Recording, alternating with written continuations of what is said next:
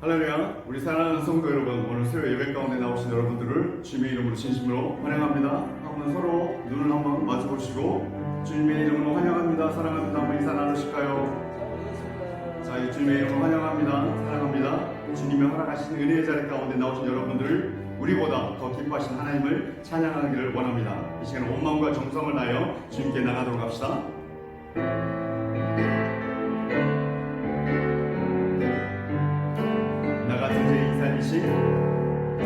나 같은 죄인 살리신 주의 놀라와 잃었던 생명 찾았고 광명을 얻었네. 다시 한번 고백할까요? 나 같은 죄인, 나 같은 죄인 살리신 주의 놀라와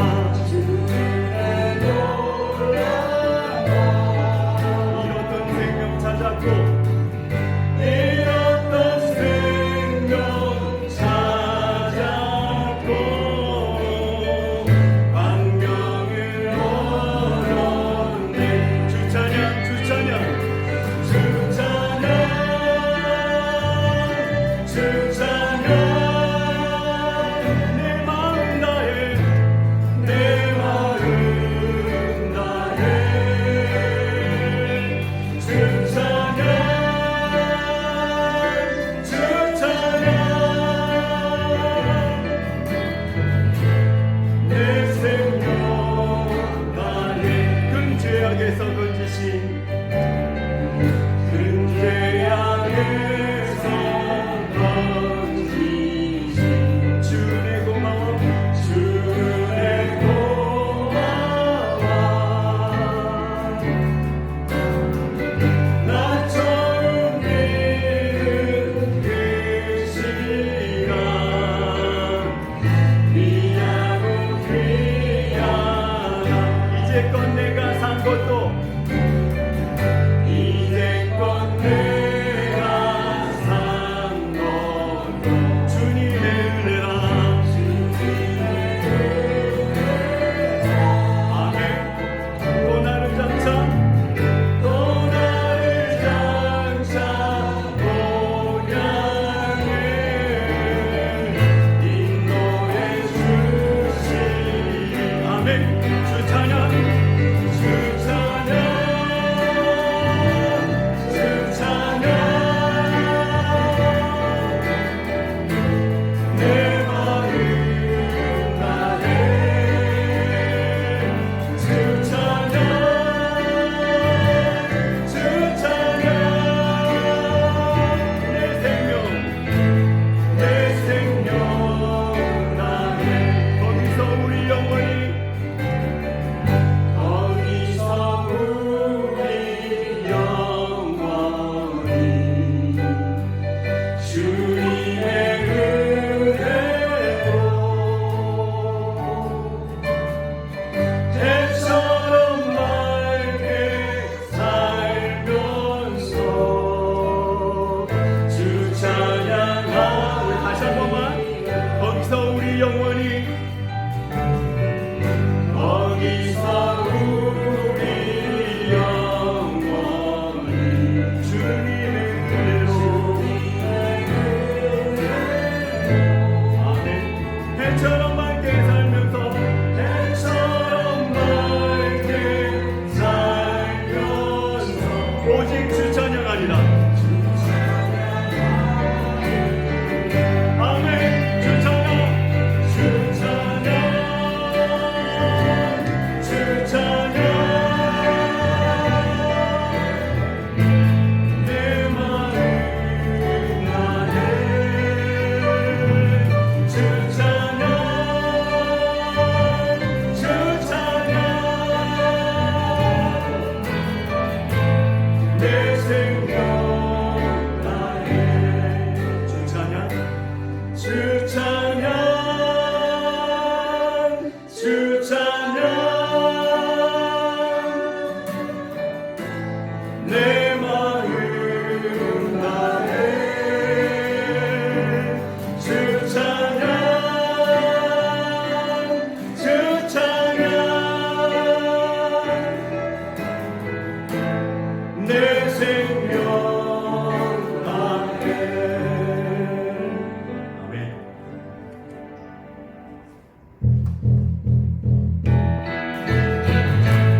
우리 생명 되시고 우리 구원 되신 하나님을 찬양하기 원합니다. 온 마음과 정성을 다하여 주님께 나가도록 합시다.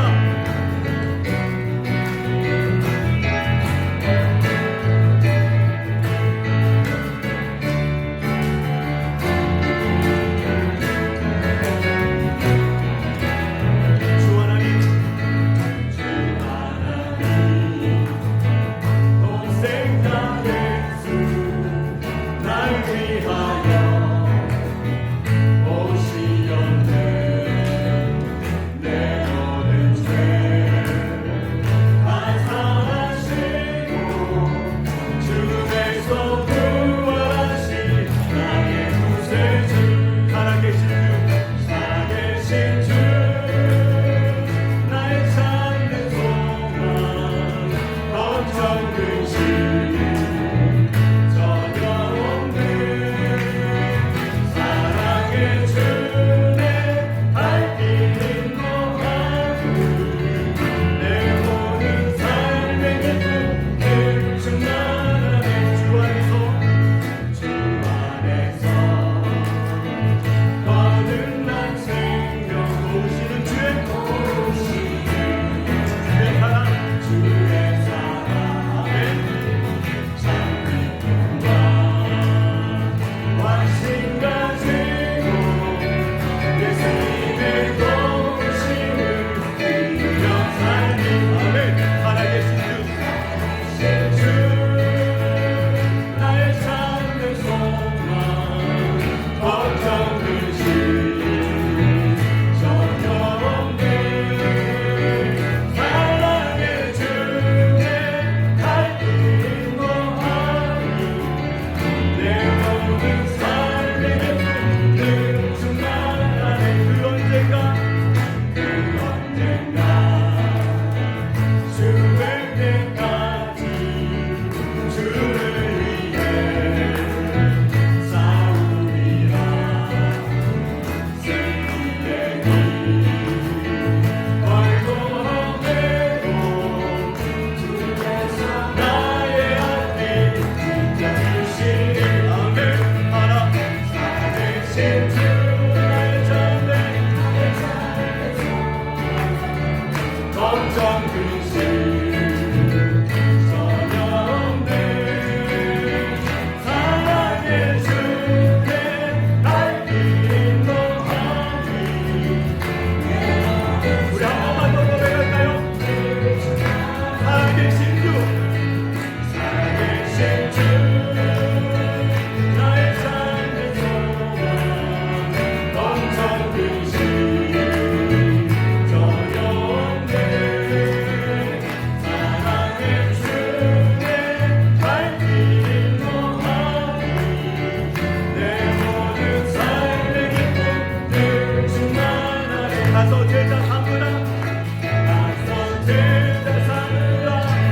세상 많은 사람들이 세상 모든 영혼을 내게 달려나니. 가서 제자 삼으라. 나의 길을 가르치라. 내가 너희와 항상 함께하리라.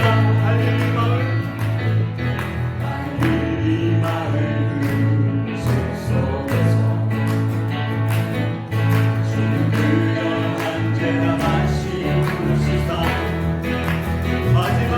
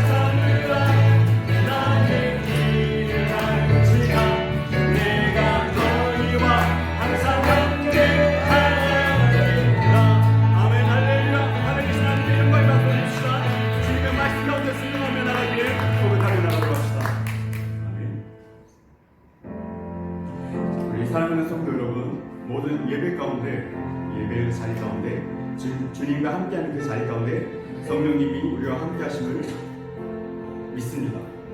이 시간 주님의 말씀이 선포되고 주님의 진리가 우리에게 편만하게 전달될 때에 하나님 성령이 우리와 함께 하셔서 우리 마음 가운데 그 진리의 영을 부어주실 거라 확신합니다. 이 시간 우리가 다시 한번 하나님 앞에 찬양 드릴 터인데, 주님 이 시간 우리의 마음 가운데 성령이 임하여 주시고 들려지고 선포되시는 말씀 가운데 순종하며 나가기를 고백하게 하소서. 예배의 삶 가운데 우리의 삶을 걸고 나아가게 하여 주시옵소서. 이렇게 고백하시면서 주님께 나가도록 합시다.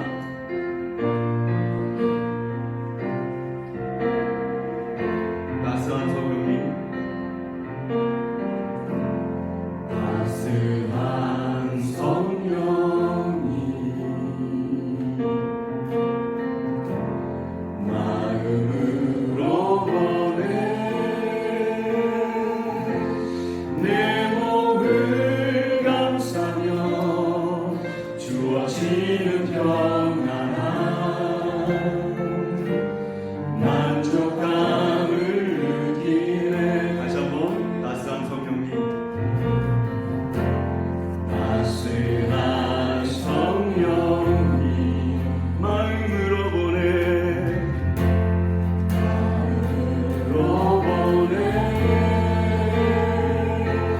내 몸을 감싸며 주어지는 평안함,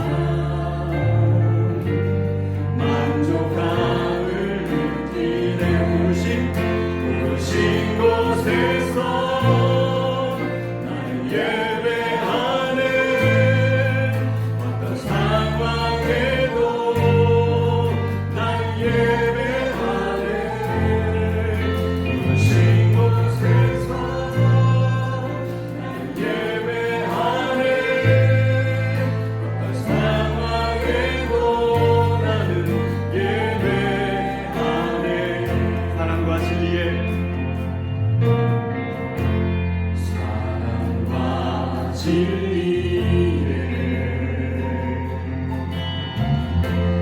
한 줄기 빛 보내 내 몸을 감싸며 주어지는 평안함, 그 사랑을 느끼네. 부르신 곳에서 나는 예배하네. 어떤 상황에도 나는 예배하네. 부르신 곳에서 나는 예배하네. 어떤 상황에도 나는 예배하네. 내가 걸어갈 때 길이 되고, 내가 걸어갈 때 길이 되고, 살아갈 때 삶이 돼. 그곳에서 예배하네. 내가 걸어갈 때 길이 되고, 살아갈 때 삶이 돼. 그곳에서 예배하네. 신 곳에서 나는 예배하네. 어떤 상황에도 나는 예배하네. 신 곳에서 나는 예배하네. 어떤 상황에도 나는 예배하네. 부르신 곳에서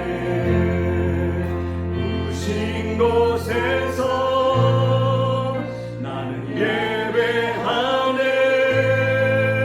어떤 상황에도 나는 예배하네. 부르신 곳에서 나는 예배하네. 어떤 상황에도 나는 예배하네. 어떤 상황에도 나는 예배하네. 어떤 상황에도 나는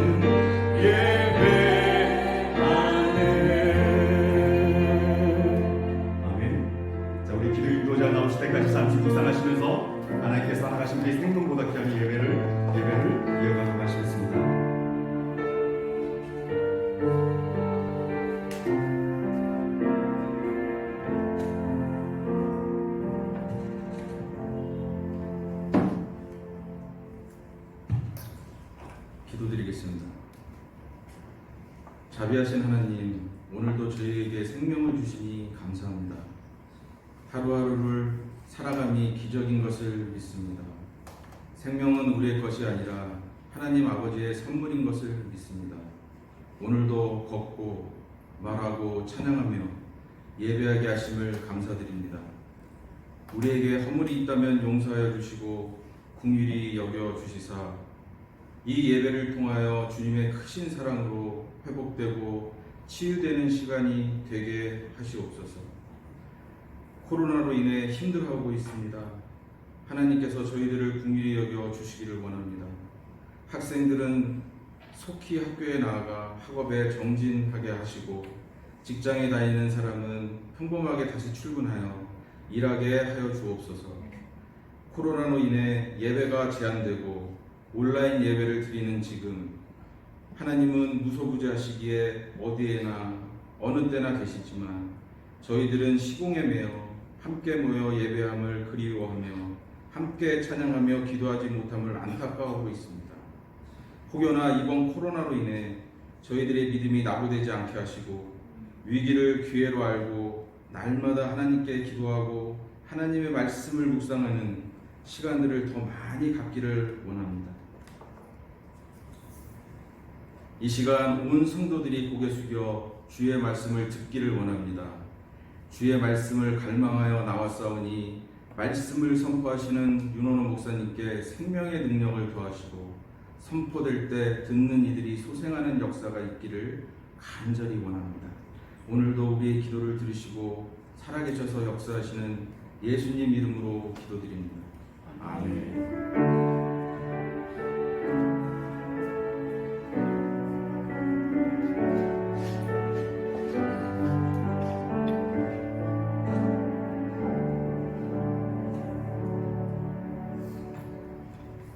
하나님의 말씀 보시겠습니다. 하나님의 말씀은 누가복음 12장 54절로 59절 말씀입니다. 누가복음 12장 54절로 59절 말씀입니다.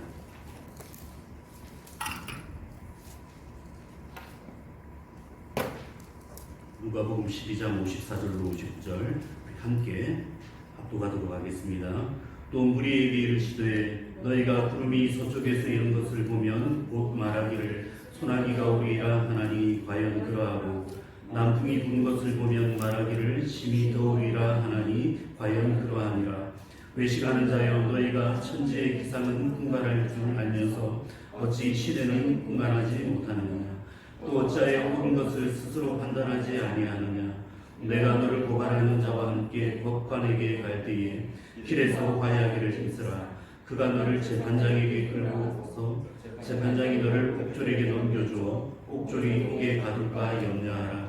내게 이르노니 한 푼이라도 남김이 없이 갚지 아니하고서는 결코 거기서 나오지 못하리라 하시니라. 아멘. 옆에 분들하고 먼저 인사했으면 좋겠습니다. 잘 오셨습니다. 잘 오셨습니다. 또 우리 가정에 계신 분들은 가족들에게 인사해 주시고 또 혼자서 이렇게 영상으로 예배 드리시는 분은 스스로의 영혼에게 한번 인사를 했으면 좋겠습니다. 하나님의 복이 온전히 넘치는 귀한 시간 되시기 바랍니다. 예수님은 일상적인 이러한 여러 현상들에 있어서 그 현상들을 가지고 설교를 하시는 데 있어서 저희들에게 많은 모범을 보여주시는 것 같습니다. 오늘 말씀이 그러합니다. 누가복음 12장 말씀은 구원받은 백성, 즉 천국 백성이 어떻게 살아가야 하는지, 이 땅 가운데서 어떠한 삶을 살아가야 하는지를 잘 보여주는 그런 말씀인데 세 가지 그런 설교 말씀으로 이렇게 구성이 되어 있습니다. 13절부터 보면 한 사람이 나와서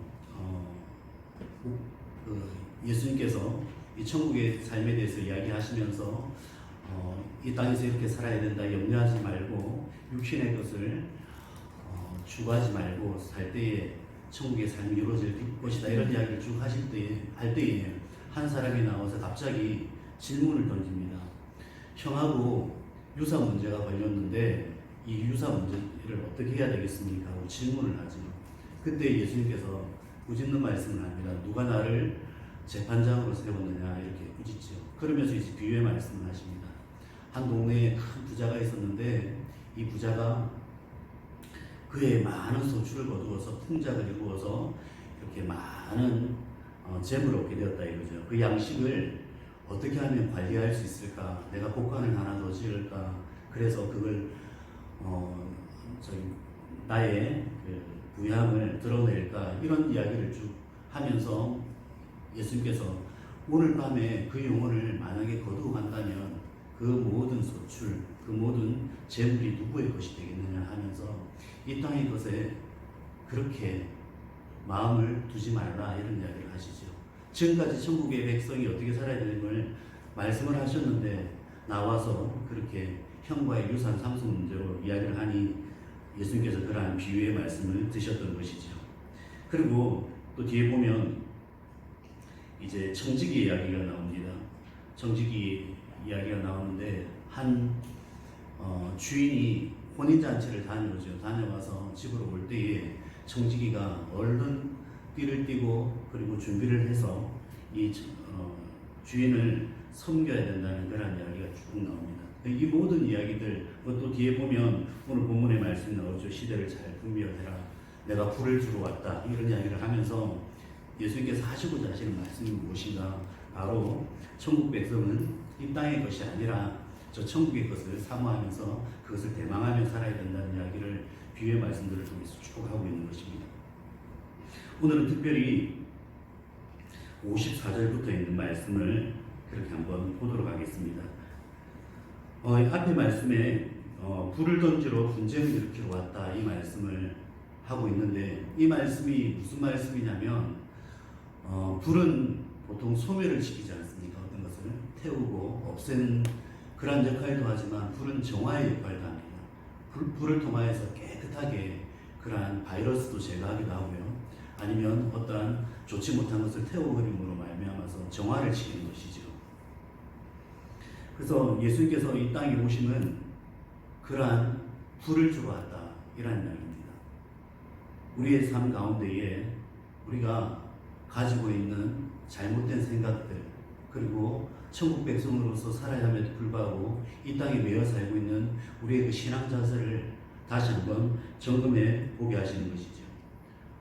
교회 내에서도 그런 분들이 많이 있는 것 같습니다. 지금 이 코로나 바이러스로 인해서 많이 힘든 시절을 보내고 있습니다. 한국이든 여기든. 그래서 교회 내에서도 방역을 어떻게 해야 되고 예배를 드려야 되나 말아야 되는 하는 이 문제를 가지고 많은 의견이 엇갈리고 있죠. 한쪽에서는 이러한 상황 가운데서도 우리가 예배의 소중함을 가지고 대면 예배를 방역을 잘 지키는 가운데 예배를 잘 드려야 된다. 또 한쪽에서는 그렇지가 않다. 예배 방법은 무수히 많다. 그래서 가정에서 온라인 예배를 드리고 최소한 인원이 모여서 그렇게 온라인을 송출하면 집에서 그렇게 설교 듣고 하면 된다. 이런 이야기를 하면서 교회에서도 의견이 분분함을 볼 수 있습니다. 어느 것이 옳다고 이렇게 단정을 지어서 말씀을 드릴 수는 없습니다. 그럼에도 불구하고 우리가 지혜롭게 이걸 잘 분별할 줄 알아야 되는데 지난 주간에 제가 그 한국에서 저를 파송한 교회 그 목사님과 통화를 이렇게 하면서 깊은 이야기까지 이렇게 쭉 해드렸습니다. 무슨 말씀을 하시냐면 답답함을 이야기하시는데 교회 내에서도 신고를 한답니다. 집사님이 동사무소에다가 시청에다가 신고를 해서 교회에서 이렇게 하고 있으니까 와서 점검을 하시오. 와서 이것을 막아주시오. 집사님이 그러신다는 거예요. 그 이야기를 하시면서 윤 목사 너무 답답합니다. 그 이야기를 하는데 제가 답답함이 느껴지더라고요. 이러한 시대가 되었습니다. 교회가 교회를 고발합니다. 성도가 성도를 고발합니다. 그 앞에 말씀을 보면 내가 화평을 주러 온 것이 아니고 도리어 분쟁을 주러 왔다. 한 집에 5사람이 있는데 셋이 둘이 셋과 함께 하리니 아버지가 아들과 아들이 아버지와 어머니와 딸과 딸이 어머니와 시어머니와 며느리가 그렇게 서로 분쟁을 한다. 이런 이야기. 한 가족입니다. 가족임에도 불구하고 서로의 생각이 다르다는 이유로 그렇게 고발하는 사태까지 벌어진다. 교회에서 이러한 아픔이 있고 이러한 분쟁이 생겼을 때 예전엔 교회에서 다 이렇게 덮어주었습니다.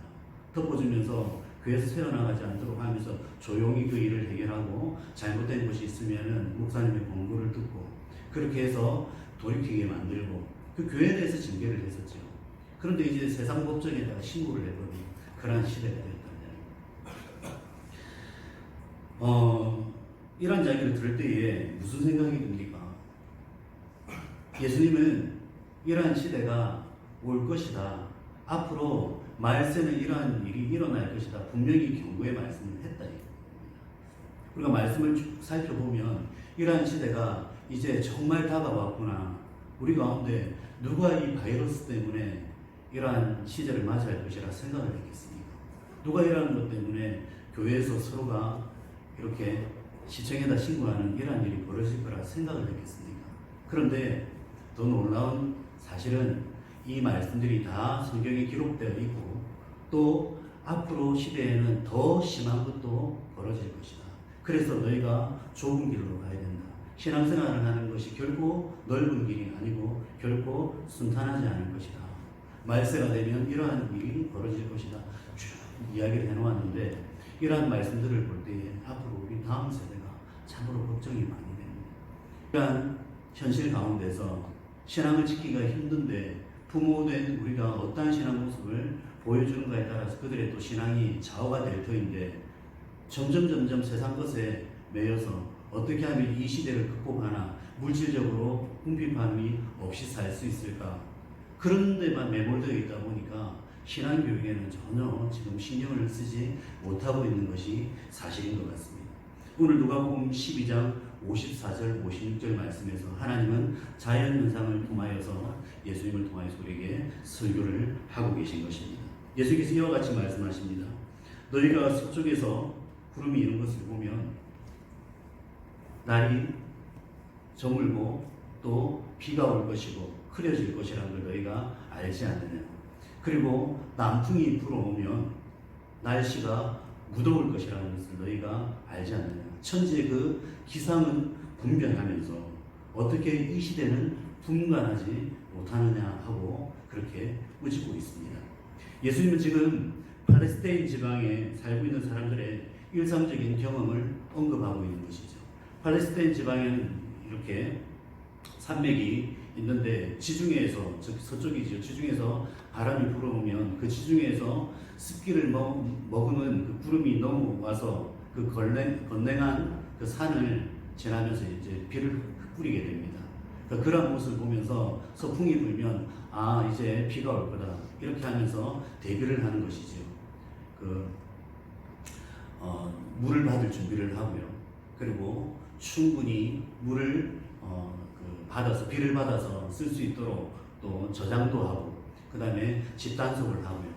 그러한 일들을 한다는 것이죠. 그리고 남풍이 불어오면 적도 부근에서 올라오는 바람이기 때문에 굉장히 덥습니다. 그러면 집도 다시 문단속을 하고 가축을 단속을 하고 가축들에게 충분한 물을 주고 이러한 대비를 한다는 것이죠. 너희가 오랜 동안 살면서 그러한 것들은 잘 보면서 이 시대의 현상들을 보면서는 왜 그러한 것을 알지 못하느냐 이런 말씀을 하고 있는 것이라고 하는 것입니다. 요즘도 마찬가지인 것 같습니다. 요즘에도 많은 사람들이 이 시대에 일어나는 일들 여러 가지 현상들을 보지 않습니까? 곳곳에서 지금 부정선거가 아니라고 하지만은 많은 부정선거의 증거가 나타나면서 부정선거가 일어나고 있습니다. 그리고 또 많은 곳에서 이 바이러스 때문에 많이 아파하고 있죠. 괴로워하고 있다고 하는 것입니다. 그리고 곳곳에서 여러 가지 분쟁의 소식들이 또 들려오기도 합니다. 심지어는 많은 사람들이 스스로 목숨을 그렇게 저버리는 경우도 보고 많은 우울증과 그런 고통 속에서 하루하루 살아가는 것을 보고 특별히 젊은이들 같은 경우에 꿈과 희망을 잃고 살아가는 그런 모습을 봅니다. 이 시대의 자화상입니다. 이런 모습이 바로 시대적으로 물질을 추구하고 황금 만능주의, 금전주의에 물들어 살다 보니까 이런 것에 자꾸 매이다 보니까 이 세상 것에 점점 만족을 하게 되고 그것이 없으면 마치 죽을 것처럼 생각하는 그러한 삶이 되어버렸다는 것이죠. 실질적으로 이러한 모습들을 볼 때에 우리가 취해야 될 자세가 무엇인가, 이것을 알고 있음에도 불구하고 교회 내에서도 많은 성도님들이 하루하루 살아가는 문제로 고민을 하고 있는 것이 사실입니다. 물론 우리가 물질로 이루어진 몸이고 이 세상은 물질로 이루어져 있고 그러한 세상을 살아가야 하는 것은 맞습니다. 하나님께서 이 시간들을 우리에게 이 땅 가운데서 허락하셨다는 것이죠. 물질이 없으면 분명히 살 수가 없습니다. 흙으로 지어진 존재이기 때문에 먹고 살아야 되는 건 맞습니다. 그런데 그보다 중요한 것이 무엇인지 우리는 분명히 알고 있지 않습니까? 마치 야구에서 9회 말이 끝나고 하이라이트를 우리가 TV에서 보면 그 내용, 경기 내용을 알고 있기 때문에 우리 마음 놓고 볼 수 있는 것이죠. 우리 편이 초반에 지더라도 마지막에 끝에 가서 역전승을 했다는 그 사실을 알고 있다면 하이라이트 보면서 3회, 4회 지고 있더라도 크게 걱정을 하지 않죠. 왜요? 분명히 이겼다는 걸 알고 있기 때문에. 우리 성도의 삶이 그렇다는 것입니다. 우리 성도의 삶이 어떠하다는 것을 예수님께서 말씀을 통해서 다 이야기해 주셨고 우리 믿는 자의 마지막은 어떠한 것인지를 분명히 알려주셨다는 것이죠. 그래서 우리의 삶이 어떠할 것이고 이러한 고난 가운데서도 우리가 어떠한 믿음을 지켜나갈 것이며 또 우리의 마지막은 어떠한 그 영광 가운데 가할 것임을 하나님께서 말씀을 통해서 분명히 알려주셨음에도 불구하고 우리가 이러한 현실적인 문제에 매몰된다는 것은 바로 불신앙이라고 하는 것입니다. 그것을 누가복음 12장에서 예수님께서 비유의 말씀들을 통해서 끊임없이 가르치고 있다고 하는 것입니다. 실제로 천지의 그 기상을 잘 분간하는 사람들은 남보다 먼저 대비를 잘 하는 경우를 봅니다. 제가 시골에서 컸죠. 우리 담임 목사님과 같은 고향입니다. 지금은 시골은 아니지만 제가 어릴 때는 시골이었습니다. 거제도인데 그 바다에 나가시는 분들 그 당시에 뭐 뉴스가 라디오는 있었겠지만 그거보다도 그 해풍을 부는 거라든지 구름의 형태라든지 그 다음에 조수간만의 차를 보고 오늘은 조업을 나가야 된다 말아야 된다 이걸 정확히 구분을 하시더라고요. 그리고 오늘은 어디가 좋은 낚시의 포인트다, 오늘은 명물이다 이런 걸 이야기 하시면서 오늘은 나가봤자 허탕이니까 나가지 말거라 이런 이야기도 하시고요. 어디 가면 이런 게 좀 잘 잡힌다, 어떤 바닷속을 훤히 뚫어보는 거예요. 그리고 날씨에 따라서 여러 가지 그런 것들을 알아서 이야기를 해주세요. 그러면 거의 90% 이상은 맞다고 봅니다. 제가 어릴 때는 거의 100%인 것 같았습니다. 왜 그렇습니까? 그런 것들을 미리 경험으로 충분히 알았다는 것이죠. 역사상 최초의 철학자로 불리는 사람이 있습니다. 밀레도의 탈레스라고 하는 사람입니다. 이 사람이 사람들이 이 사람을 보면서 그렇게 이야기하죠. 쓸데없이 영혼에 대해서는 그리고 이 현실하고는 관련 없는 그런 논리적인 이야기만 하는 떠버리 영감이라고 이렇게 막 이야기를 했습니다. 그러면서 일하지는 않고 저렇게 말로서 먹고 사는 사람이다. 세상 사람들이 우리 목사님이나 뭐 사역자들에 대해서 그렇게 이야기를 하지 않습니까? 나쁘게 이야기를 하는 분들도 있죠. 그래서 주일날 설교만 하고 그렇게 하는 분이다. 이 수많은 리더로서의 그런 아픔은 알지 못하고 그냥 주일날 보이는 이 양복 입은 모습, 설교하는 그 모습만 보니까 그렇게 이야기를 하는 경우가 있다는 거죠. 이 탈레스에게 그렇게 막 이야기를 합니다. 입만 떠벌리는 떠벌이 영감. 그래서 탈레스가 그렇지 않다는 것을 보여주었습니다. 어떻게 보여줬냐면 이분이 날씨를 쭉 지난 시간 날씨를 쭉 살펴보니까 올해가 굉장히 풍년이 될 것 같아요. 특별히 올리브 풍작이 일어날 것 같아요. 그래서 이분이 가지고 있는 돈을 가지고 곳곳에 다니면서 그 올리브 기름장 틀을 쭉 이렇게 매입을 하게 됩니다. 매입을 해가지고 그걸 딱 쟁여놓고 올리브 수확 때가 딱 되었을 때 아니나 다를까 올리브가 대풍이 되죠. 풍작이 엄청나게 좋았습니다. 그해 특별히 좋았습니다.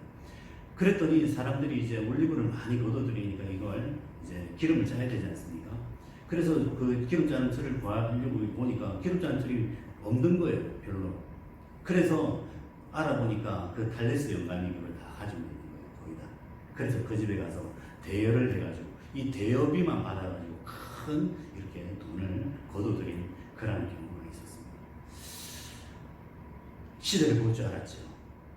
분별을 할 줄 알았죠. 사물을 볼 줄 아는 눈이 있었음에도 불구하고 그분에게는 그 돈 버는 것이 목적이 아니라 이 세상을 사는 지혜를 사람들에게 알려주는 것이 더 중요했기 때문에 그런 철학자로서의 삶을 살아왔다는 것을 증명을 하였다는 것입니다. 요즘도 마찬가지입니다. 다른 사람들보다 조금 더 많은 그러한 정보를 그리고 또 좀 빨리 알면은 주식 투자를 하기 있어서 많은 요즘 주식 열풍이지 않습니까? 한국에 그렇게 해서 정보를 얻고자 하는 이유가 무엇입니까? 그렇게 해서 빨리 정보를 얻고 미리 대처를 하면 더 많은 돈을 거두어 들일 수가 있다는 것이죠. 제가 알던 그 친구 중에서 일본을 자주 왔다 갔다 하는 친구가 있었습니다. 그 대학 시절 때였는데 이 친구는 그 대학에서 공부하기보다 사업을 일찍 시작을 했어요. 사업을 일찍 시작했는데 뭘 했냐면 일본에 건너가서 조금 머물다가 오는 거예요. 여행을 계속 왔다 갔다 하는 거예요. 그때가 여행 자유화가 풀린 지가 얼마 되지 않았거든요. 근데 이 친구는 시대를 보는 눈이 있었던 거예요. 그 당시 생각을 해보면. 왜 그랬냐면 대학교 그 당시에 우리 친구들을 보면 대학을 가면 대부분이 놀았습니다. 가서 1, 2년은 충분히 놀고 그 다음에 군대 갔다 와서 이제 공무원 시험이라든지 그런 시험을 준비해도 충분히 이렇게 직장을 들어갈 수 있는 그런 시절이었죠. 그래서 적어도 뭐 은행을 못 들어가면 농협이라도 들어간다 이런 시절이었거든요. 근데 이 친구는 아주 영특했던 것 같아요. 지혜가 있었던 것 같아요. 일본에 가서 뭘 하냐면 일본에서 작은 자본으로 무엇을 하면은 돈을 벌더라.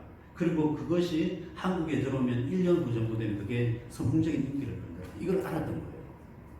그래서 가서 뭐 다코야끼라든지 아니면은 뭐 어떤 뭐 이런 걸 하여튼 가져와가지고 뭐 잠깐 제가 뭐 설명 못하겠지만 그런 것들을 가져와서 그게 인기를 끌면 다시 또 그걸 사업을 넘겨버리고 또 일본을 또 넘어가는 거예요. 그래서 또 그 다음 사업을 준비를 하고 그렇게 해서 큰 돈을 벌더라고요. 이게 무엇입니까? 이게 분별이거든요. 선지적인 능력이거든요. 그러니까 그런 지혜가 어디서 왔을까? 이건 지식으로 구할 수 있는 것이 아니지 않습니까? 이러한 것을 하나님은 말씀을 통해서 깨달은 것이죠. 말씀을 통해서.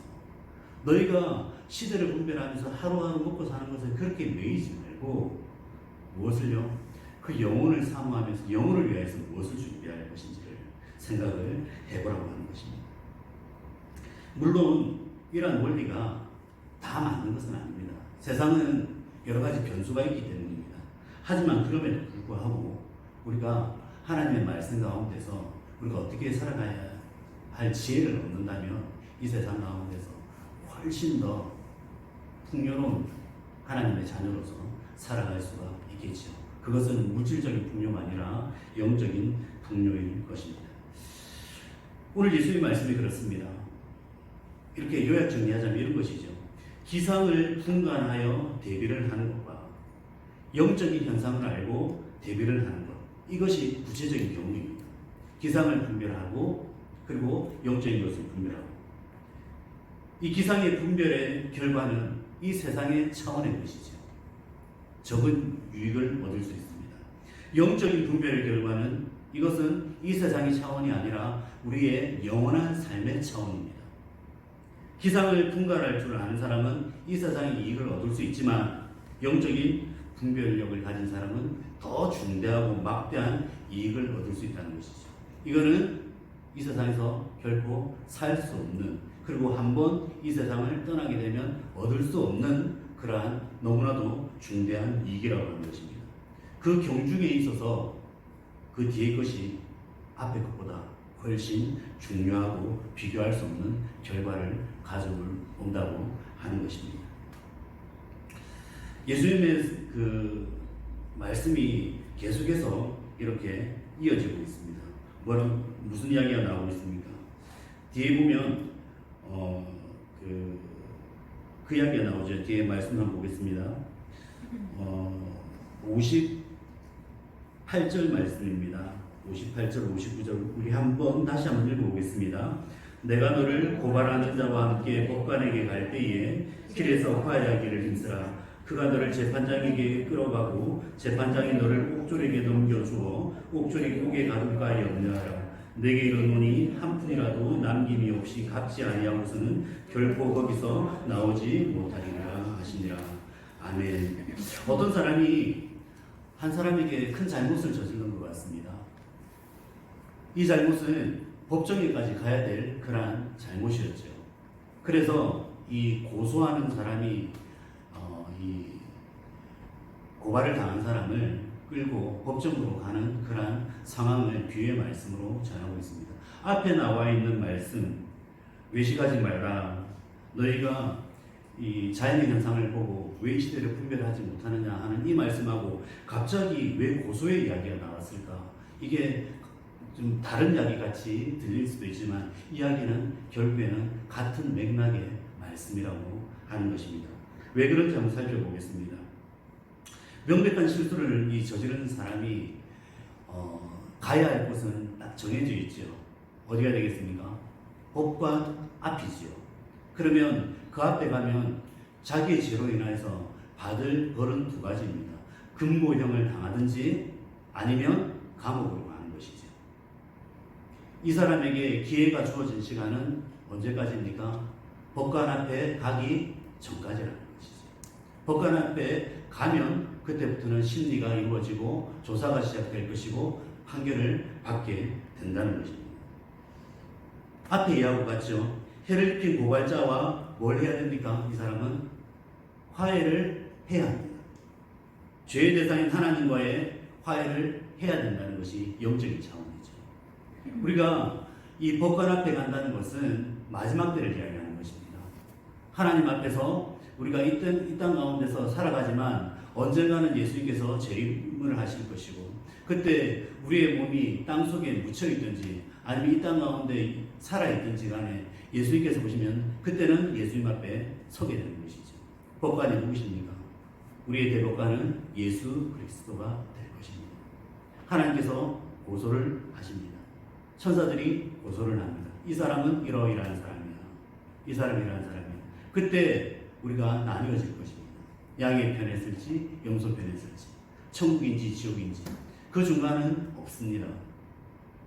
이 사람이 무죄이든지 그렇지 않으면은 감옥이든지 금고형이든지 이거는 정해져 있는 것이죠. 영적인 차원이라는 이야기입니다.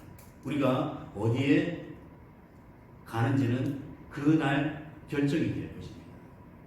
그때가 되기 전에 화해를 하는 것입니다. 그때가 되기 전에 예수님 앞에 나오라는 것입니다.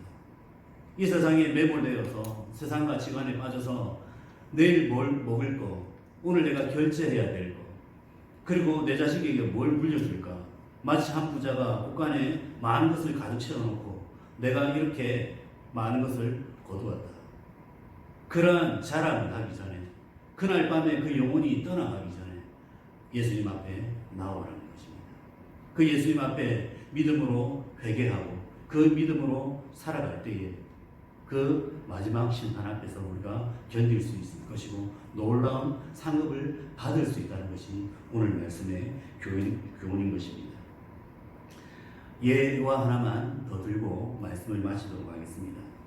여러분이 잘 알고 있는 음악의 아버지 누구입니까?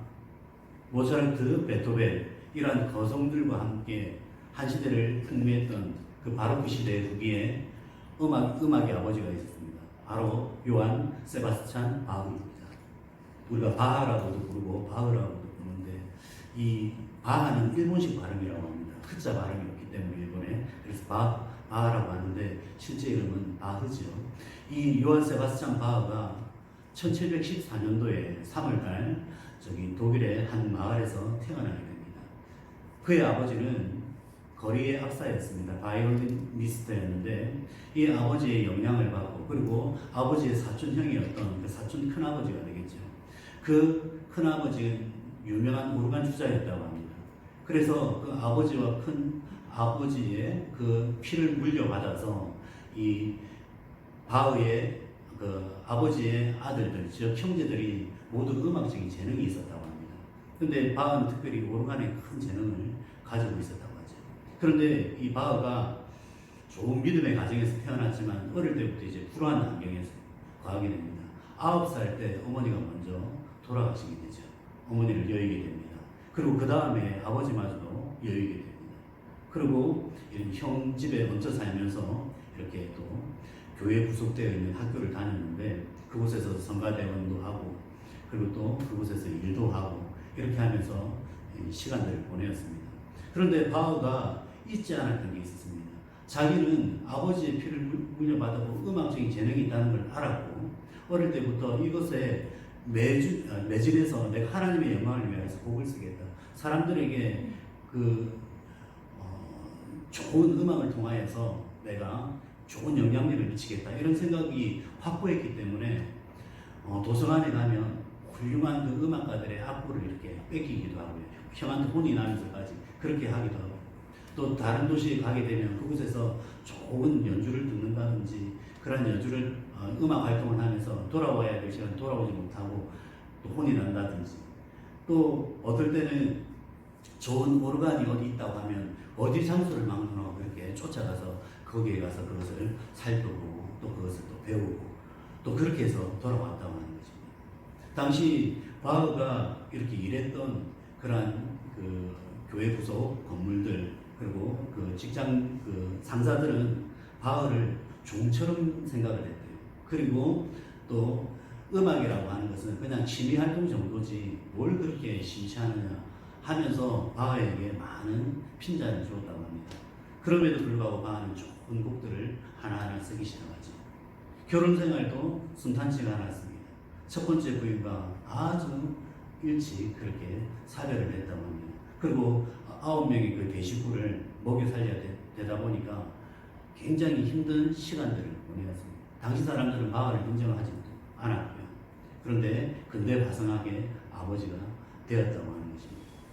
놀라운 것은 그가 그러한 힘든 상황 가운데서도 하나님께 불평하는 것이 아니라 꼭 곡을 끝내고 나면 마지막에 오직 하나님의 영광을 위하여 오직 하나님의 영광을 위하여 하고 곡을 마쳤다고 하는 것입니다. 수많은 믿음의 사람들의 예화가 우리 가운데 많이 있습니다. 그럼에도 불구하고 우리 가운데서 그러한 이야기는 남의 이야기처럼 또 나하고는 관련 없는 것처럼 그렇게 살아갈 것이 아니라 그 사람들의 삶이 나중에 나의 삶이 되고 나의 삶이 내 후손들에게 간증의 그런 자유가 될 수 있는 그런 삶이 되었으면 좋겠습니다. 세부 한인교회 누구누구, 세부 한인교회에서 신앙생활했던 누구누구 장로님, 누구누구 권사님, 집사님, 어떤 성도 그분의 삶이 어땠는지 내가 들려주마. 후손들에게 그러한 이야기를 들을 수 있는 우리 귀한 성도님들 되셨으면 좋겠습니다. 이 시대가 결코 쉽지 않은 시대입니다. 그리고 예수님 이후로 말세라고 하는데 그 말세 중에서도 말세 심할인 것 같습니다. 그러한 시대 가운데서도 하나님의 백성이 어떠한 삶을 살아야 되는지를 누가복음 12장 말씀을 통해서 우리에게 증거해 주셨습니다. 그러한 삶을 우리가 부단히 애를 쓰고 믿음 가운데 살아가는 걸 말미암아서 우리뿐만 아니라 우리 후손들에게 그리고 우리 주변에 있는 믿음의 사람들에게 좋은 귀감이 되어 주실 수 있는 귀한 성도님들 되시기를 주님의 이름으로 축원합니다. 우리 찬송가 420장 함께 찬양드리겠습니다. 찬송가 420장입니다.